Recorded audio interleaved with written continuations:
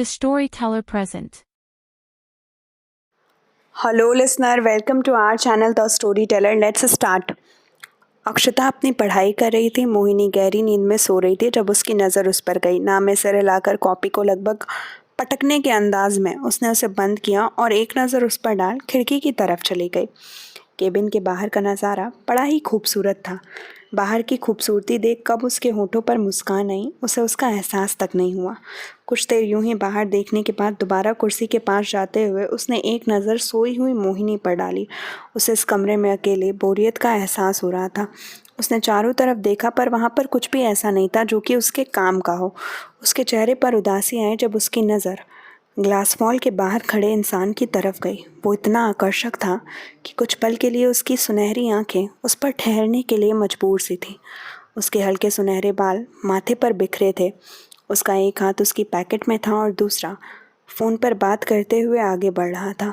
उसके चेहरे पर एक ऐसी चमक थी जो किसी को भी उसकी तरफ आकर्षित करने की पावर रखती थी। वो चाह कर भी उस पर से निगाहें नहीं हटा पा रही थी। उसने खुद से कहा, इस इंसान की हैंडसमनेस कुछ ज़्यादा ही है, मगर ये है कौन? उसके बारे में सोचते हुए वो इस कदर खो गई कि उसे एहसास भी नहीं हुआ कि वो कर क्या रही है।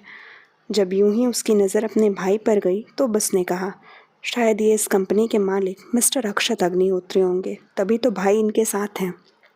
अक्षत का नाम लेते ही उसकी धड़कन एकदम से बढ़ गई थी। उसने अपना हाथ बढ़ाकर अपने सीने को थपथपाया और वापस से बाहर देखने लगी। उसे एहसास भी नहीं था वो कब उसकी आंखों से ओझल होकर अपने केबिन में जा चुका था, मगर उसकी नज़र अभी भी उसी दिशा पर थी जहाँ पर कुछ देर पहले वो मौजूद था। राघव ने केबिन के दरवाज़ा खोला और उसे यूं खड़ा देख पूछा, तुम ऐसे खड़ी क्या सोच रही हो? उसकी आवाज़ सुनकर अपने ख्यालों को झटक कर उसने इधर उधर देखा और गले को साफ कर कहा, कुछ नहीं, बस आपका इंतज़ार। राघव ने फाइल को टेबल पर व्यवस्थित करते हुए कहा, सॉरी, मीटिंग थोड़ी लंबी थी, वैसे तुम्हें भूख लगी होगी। उसने मासूमियत से कहा, बहुत ज़ोर की। वो मुस्कुराया और उसके गाल को खींच कहा, अपना खाना टेबल पर लगाओ, मैं आता हूँ। उसने सिर हिलाया और वो वहाँ से चला गया। उसके जाने के बाद उसने मोहिनी को जगाया और खाना लगाकर उसका इंतज़ार करने लगी। थोड़ी ही देर में वो केबिन के अंदर दोबारा आया और इन सब में उसे लगभग 5 मिनट का समय लगा था। तीनों बैठकर खाना खा ही रहे थे। इस बीच उन्होंने काफ़ी सारी बातें भी की। उन्होंने अभी खाने को ख़त्म ही किया था कि एक बार फिर उसके केबिन का दरवाज़ा खुला और मिस्टर देव अक्षत के साथ अंदर दाखिल हुए। उन्हें वहाँ देखकर तीनों अपनी जगह से उठ खड़े हुए। अक्षता और मोहिनी ने जल्दी जल्दी टेबल से बर्तनों को हटाना शुरू किया। राघव की तरफ आते हुए उसने कहा, सर, आप दोनों यहाँ क्या कर रहे हैं? कोई काम था तो हमें बुला लेते। मिस्टर देव ने उसे लगभग घूर कर कहा, क्यों, क्या हमारा तुम्हारे केबिन में आना मना है? उसने जल्दबाजी में कहा, नहीं, मेरा मतलब ये नहीं था, अगर आपको बुरा लगा तो उफ, मैं क्या कह रहा हूँ। वो अपनी बात भी सही ढंग से उन्हें नहीं समझा पा रहा था। उसे नहीं पता था वो किस तरह से अपना एक्सप्लेनेशन दे।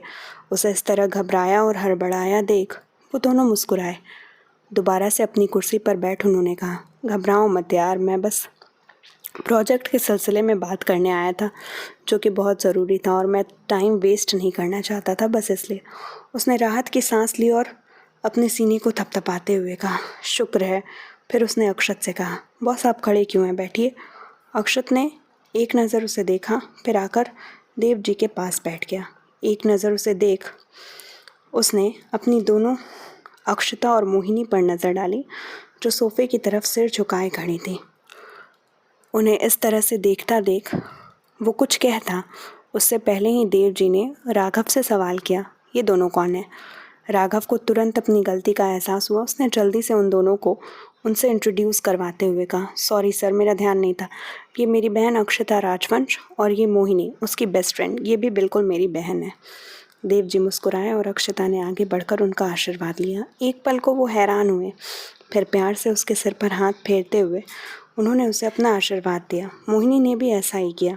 अक्षता खड़ी हुई तो देव जी ने कहा, तुम बहुत प्यारी हो, वैसे तुम करती क्या हो? उसने मुस्कुराकर कहा, यह आपका बड़प्पन है अंकल, मैं इस वक्त बिजनेस मैनेजमेंट की फर्स्ट ईयर में हूँ। अक्षता का जवाब सुनकर और ख़ास तौर से उसकी आवाज़ से आकर्षित होकर अक्षत का ध्यान बरबस ही अपने फ़ोन से हटकर उसकी तरफ गया था। एक पल को उसे देख मानो उसे सब कुछ ठहरता हुआ सा महसूस हुआ था। वो उसे इस कदर देख रहा था कि बस देखता ही रह गया। ऐसा नहीं था उसने आज तक खूबसूरत लड़कियां देखी नहीं थीं या उसे कोई लड़कियों से परेशानी थी। बस उसे उनके करीब रहना पसंद नहीं था, या फिर शायद उसे अब तक उसकी मिसेस परफेक्ट मिली नहीं थी। इन सब चीज़ों में उसे ज़्यादा इंटरेस्ट भी नहीं था। उसका ज़्यादातर समय अपने बिजनेस में ही बीतता था। यही कारण था कि अपनी ज़िंदगी के इतने साल उसने अकेले बिताए थे। कुछ देर उसे देखने के बाद उसे अपनी गलती का अंदाज़ा हुआ और उसे याद आया कि वो कर क्या रहा है। उसने जल्दी से कहा, अक्षत अक्षत, क्या कर रहा है तू? एक लड़की, नहीं नहीं, लगभग एक बच्ची को ताड़ते हुए तुझे शर्म नहीं आती? सीरियसली तू कितना बेशर्म हो गया है। नज़र हटा अपनी। खुद को फटकार लगाते हुए ही उसने अपनी नज़र हटाने की नाकाम सी कोशिश की, मगर उसका बेईमान दिल और निगाहें उसकी बात सुनने को तैयार ही नहीं थे। रह रहकर उसकी तिरछी नज़रें उसके ऊपर ठहरने के लिए मजबूर हो रही थी, और देव जी से बातें करती अक्षता इस बात का एहसास होते हुए भी उसे नज़रअंदाज कर रही थी। कुछ देर यूं ही उनकी बातें चलती रहीं। फिर उसने कहा, आपसे मिलकर अच्छा लगा अंकल, पर अभी मुझे निकलना होगा। घर पर भाभी माँ मेरा इंतज़ार कर रही होंगी। फिर कल मुझे प्रोजेक्ट के सिलसिले में भी जल्दी जाना है। उन्होंने कहा, कोई बात नहीं, मैं समझ सकता हूँ, आप आराम से जाइए, मगर एक वादा कीजिए कि समय मिलते ही आप हमसे मिलने आएंगे। उसने बड़ी सी मुस्कान के साथ कहा, इसमें कहने जैसा कुछ नहीं है, मैं आपसे वादा करती हूँ वक्त मिलते ही आपसे मिलने आऊँगी। मुझे आपसे मिलकर बहुत अच्छा लगा। उन्होंने सिर हिलाया। फिर राघव की तरफ मुड़ते हुए उसने कहा, भाई अब मैं घर जा रही हूँ, आपको अपना वादा तो याद है ना? उसने हाँ में सिर हिलाते हुए जवाब दिया, बिल्कुल, मुझे मेरा प्रॉमिस याद है। उसने कहा, फिर ठीक है, घर पर हम दोनों यानी मैं और भाभी माँ आपका इंतज़ार करेंगे। उसने सिर हिलाया और अपना बैग उठाकर बाहर जाते हुए वो बोली, ठीक है, फिर हम दोनों जाते हैं। राघव उन्हें छोड़ने बाहर तक आया और उन्हें तब तक देखा जब तक वो उसकी आंखों से ओझल नहीं हो गई। देव जी की निगाहें लगातार उसकी तरफ थीं। उन्हें अक्षता से एक लगाव महसूस हो रहा था। उन्हें विदा करने के बाद राघव केबिन में आया और अपनी कुर्सी पर बैठते हुए बोला, सॉरी सर, पर अब हम आराम से बातें कर सकते हैं। उन्होंने कहा, इसमें सॉरी कहने की कोई ज़रूरत नहीं है, मैं समझ सकता हूँ, वैसे वो बहुत ही प्यारी बच्ची है। उसने सिर हिलाया और प्रोजेक्ट डिस्कस करने लगा। गाइज़, ये था हमारी कहानी का आज का भाग। कुछ दिनों से व्यस्तता के कारण मैं आप सबको पार्ट दे नहीं पाई, पर अब कोशिश रहेगी कि आप सबके साथ कंटिन्यू कर सकूं। तब तक के लिए शुक्रिया। जल्दी ही मिलेंगे अगले एपिसोड के साथ।